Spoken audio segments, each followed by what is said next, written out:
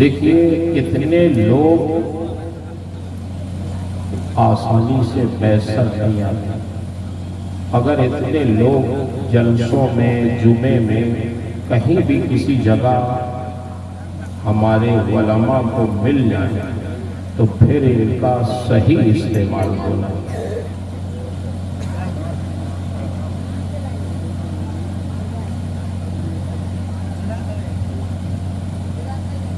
ابھی فیضی صاحب نے ایک نعت شریف پڑھی، اس میں حضرت بلال کے تعلق سے جو بات انہوں نے کہی تو پھر وہی سوچ کے میں نے قرآن پاک کی وہ آیت تلاوت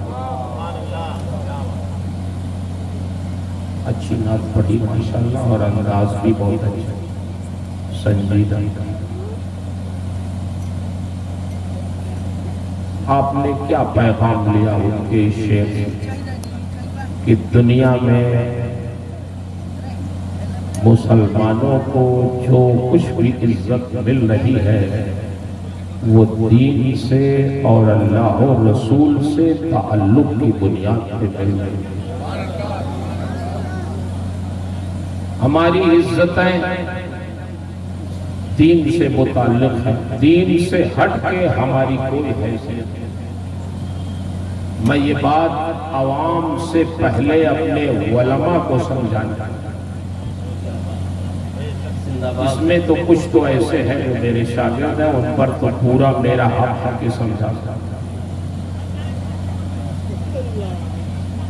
بالخصوص جو ہماری لائن کے لوگ جلسوں میں جاتے ہیں، جو مقررین ہیں، جو شورا ہیں، خاص کر کہ کبھی آپ تنہائیوں میں بیٹھ کے سوچئے کہ ہمارا ٹھاٹ پاٹ جو کچھ ہے اسی دین کے نام سے. اب یہ جلسہ نہ ہو تو پھر کیا ہوگا؟ لوگ ہوائی جہاز سے چلے، لوگ ایئر کنڈیشن سے سفر کریں. آج فون کریے تو میں تبھی میں ایئرپورٹ پہ ہوں، کسی مقرر کو فون کریے ابھی تو میں ہوائی جہاز پکڑنے والا ہوں، ابھی تو ہوائی جہاز سے اتر رہا ہوں، ابھی تو پلیٹ فارم پہ ہوں. ارے اللہ کے بندے، یہ ہوائی جہاز سے جو گھوم رہے ہیں آپ، یہ کس کا صدقہ ہے؟ اسی دین کی خدمت.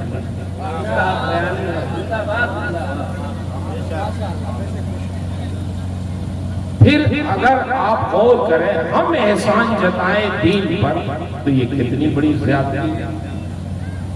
ہمارا احسان دین پہ نہیں ہے، دین کا احسان ہمارے پہ. اللہ تعالیٰ ارشاد فرماتا یمنون علیک ان اسلموا. اے محبوب، لوگ احسان جتائیں گے کہ ہم آپ پر ایمان لائے. قل لا تمنوا علی اسلامکم، محبوب فرما دو کہ تم میرے اوپر اسلام قبول کر کے احسان نہ جتاؤ. تمہارا احسان اسلام پر نہ ہے، نہ نبی کریم پر ہے، بل اللہ یمن علیکم ان ہداکم للایمان. اللہ کا احسان ہے کہ اللہ نے تمہیں اپنے حبیب کے ذریعے ہدایت عطا فرمائی. واہ، نعرہ تکبیر، نعرہ رسالت. بولی علماء کرام سے کہتے ہیں کبھی بھی ہمارا دماغ خراب نہیں ہونا چاہیے. اللہ تعالیٰ اگر توفیق دے دے ہماری تقریر کوئی سن لے، 10 20 50 ہزار لوگ، ہماری نعت کوئی سن لے، واہ واہ کر دے، اس پہ انعام دے دے، واہ واہ کر دے، تو ہمارا دماغ کبھی خراب نہیں ہونا چاہیے کہ اب ہم ہی ہم ہیں. نہیں، یہ سب اسی نعت اور تقریر اور اللہ و رسول کے نام لینے کا صدقہ ہے کہ ہمارے اور آپ کے لیے لوگ کھڑے کھڑے آتے ہیں، عزت کرتے ہیں، احترام. کون ہمیں جانتا؟ کوئی ہم لوگوں کو پہچانتا ہے؟ ہماری آپ سے رشتہ داری ہے کہ آپ ہماری عزت کریں؟ یہی جو ٹائٹل دین کا لگا ہوا ہے، اسی ٹائٹل کا نتیجہ ہے کہ لوگ سلام کرتے ہیں، دستبوسی کرتے ہیں، نعرہ لگاتے ہیں، عزت کرتے ہیں، احترام کرتے ہیں، تو یہ سب صدقہ ہے دین سے جڑے رہنے۔ ہو سکتا ہے میری بات کچھ سخت لگے، مگر کس سے کا ہے بتائیے اور کب کا ہے؟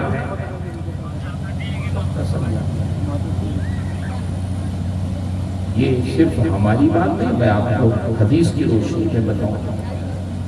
حضرت عمر رضی اللہ تعالیٰ عنہ جب امیر المومنین ہو گئے، خلیفۃ المسلمین ہو گئے، تو مدینے سے مکہ حج کے لیے،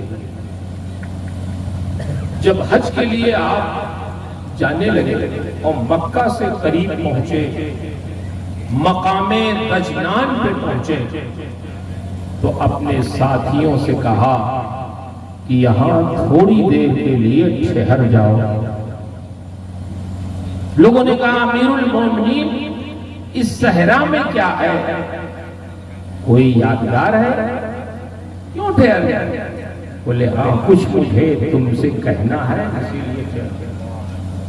لوگ اپنی سواریوں سے اتر گئے، زمین پہ بیٹھ گئے۔ حضرت عمر بھی جو اس وقت امیر المومنین تھے بیٹھے اور فرمانے لگے کہ میں نے تمہیں اس لیے روکا ہے کہ تمہیں بتانا چاہتا ہوں کہ جب میں مسلمان نہیں ہوا تھا، حالت کفر میں تھا، تو اپنے باپ خطاب کے اونٹوں کو اسی جگہ چرایا گیا۔ یہی مقام دجنان ہے جہاں میں اپنے باپ خطاب کے اونٹوں کو چراتا تھا۔ میرے باپ خطاب کے چند اونٹ تھے۔ میرے باپ کہتے تھے عمر ان اونٹوں کو ایک لائن سے سیدھا کھڑا کر دو، تو چند اونٹ مجھ سے سیدھے کھڑے نہیں ہو پاتے۔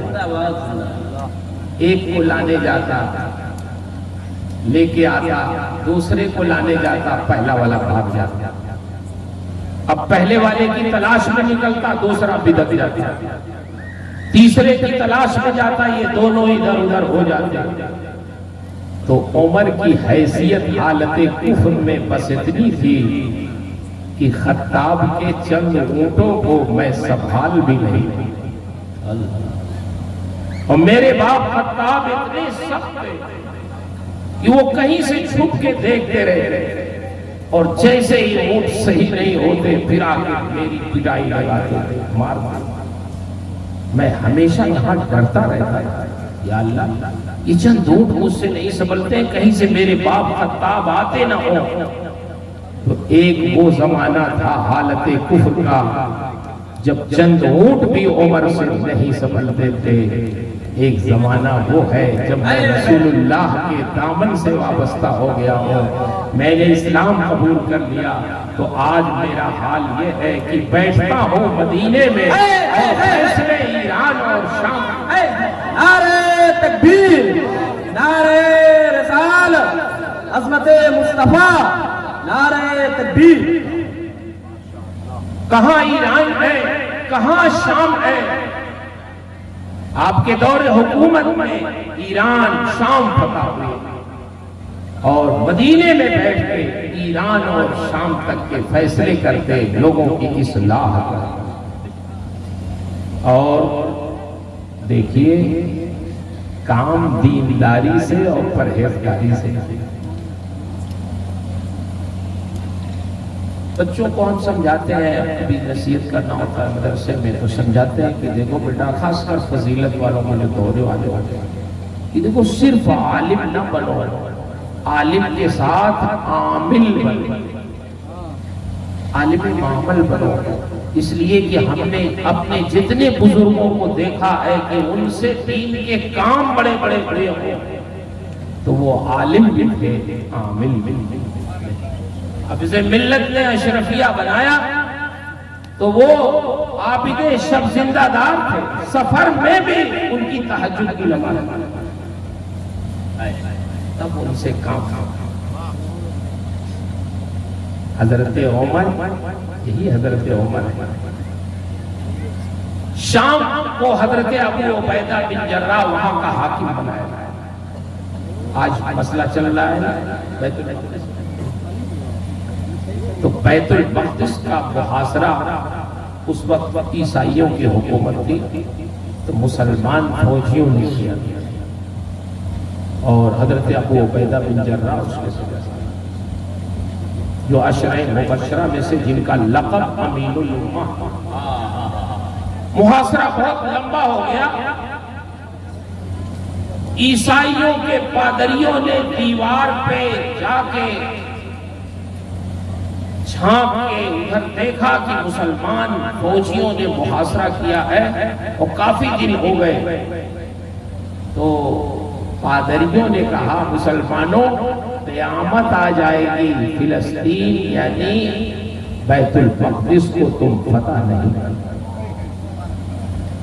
یہاں زندگی بھر تم گھیرے رہو گے ہمیں مگر فتح نہیں کرتے، اس لیے کہ میں تمہارے اندر اس درویش بادشاہ کو نہیں دیکھ رہا ہوں جس کے ہاتھ پر بیت المقدس تمہارے اندر موجود نہیں ہے۔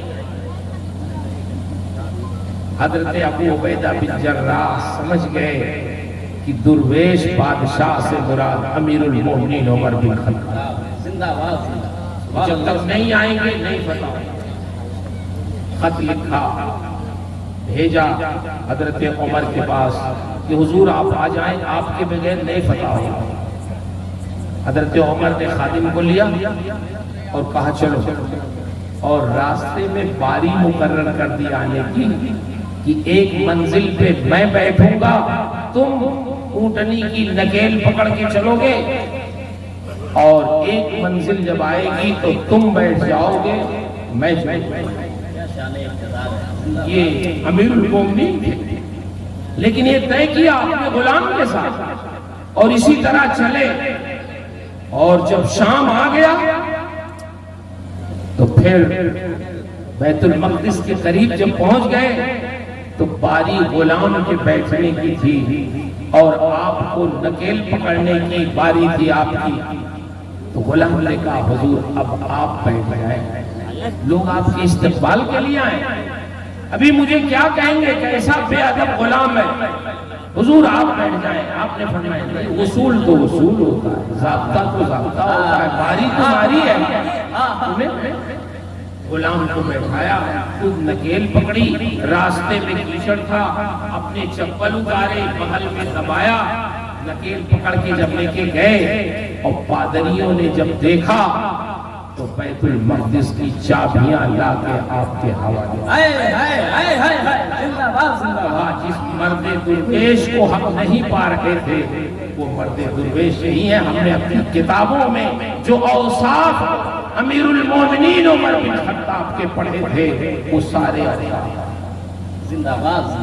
اور جانتے ہیں ایک بات، اسی وقت اس وقت عیسائیوں کے قبضے میں بیت المقدس تھا، اسی وقت عیسائیوں نے یہ شرط لگائی تھی یہ چابیاں لے لیں، مگر یہاں یہودی اگر آئیں گے زیارت کے لیے تو زیارت کی اجازت ہوگی، مگر یہاں بسنے کی اجازت نہیں۔ کیا بات ہے عمر کے زمانے میں، کیا بات ہے۔ میں عرض کر رہا ہوں میرے بھائیوں، حضرت عمر جیسے لوگوں کو کوئی اعتراف تھا کہ آدمی کی جو عزت ہے، ہمارا جو وقار ہے، وہ سب دین کی خدمت کی وجہ ہے۔ اس لیے تھوڑا سا ہمیں اپنی سوچ بدلنی ہوگی۔ ہم کبھی یہ سمجھتے ہیں کہ ہماری وجہ سے جلسہ کامیاب ہوتا ہے، ہماری وجہ سے یہ مجلس کامیاب ہوتی ہے۔ نہیں، یہ ذہن بنائیں کہ دین کے نام پہ جلسے بھی کامیاب ہوتے اور ہم لوگ بھی کامیاب۔ شیخ سعدی فرماتے ہیں منت بنے کی خدمت سلطان، منت ازو شناس کی بخدمت گزاشت۔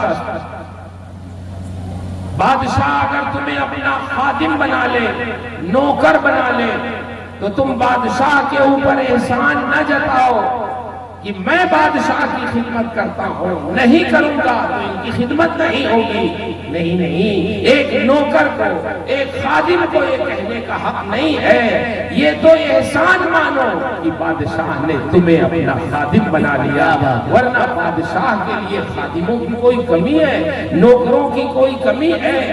بادشاہ کا احسان ہے جس کو اپنا خادم بنا لے. اسی طرح رب العالمین پر بندوں کا کوئی احسان نہیں ہے، نہ بندوں کا اس کے دین پہ احسان ہے. اگر خدمت کا موقع مل جائے تو کبھی ہمیں اور آپ کو یہ نہیں سوچنا چاہیے یہ مسجد ہم نے بنوائی، نہ بنواتے تو نہیں بنتی. یہ مدرسہ ہم نے بنوایا، نہ بنواتے نہیں بنتا. یہ جلسہ ہم نے سجایا، ہم نہیں کرتے تو نہیں ہوگا. نہیں، یہ کہنے کا حق ہم میں سے کسی کو نہیں ہے. احسان مانو کہ اللہ نے اپنے بے شمار بندوں میں ہمیں اور آپ کو اس کی توفیق عطا کی. زندہ باد. کہ اللہ نے ہمیں کیا بات، سبحان اللہ. چاہتا تو کسی کو بھی یہ توفیق دے، لیکن ہمیں اور آپ کو توفیق دیا، عزت دی اس کے ذریعے سے. ہمیشہ اس پر رب العالمین کا شکر ادا کرنا چاہیے اور احسان سمجھنا چاہیے. میں اس لیے بھی کہتا ہوں کہ دیکھیے ہم لوگوں کا دماغ کبھی کبھی بہت خراب ہوتا ہے،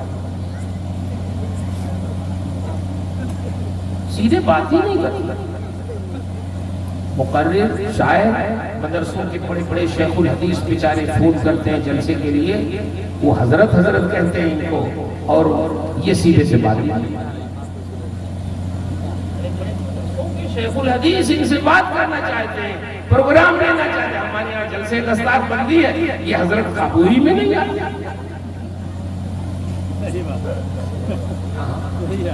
دقت ہوتی ہے. تو ہم سب لوگوں کو اپنا دماغ ٹھیک رکھنا چاہیے اور بہت ہی مخلصانہ دین کا کام کر کے اللہ کا شکر ادا کرنا چاہیے کہ اللہ نے ہمیں توفیق دی. آپ حضرات تشریف فرما ہے.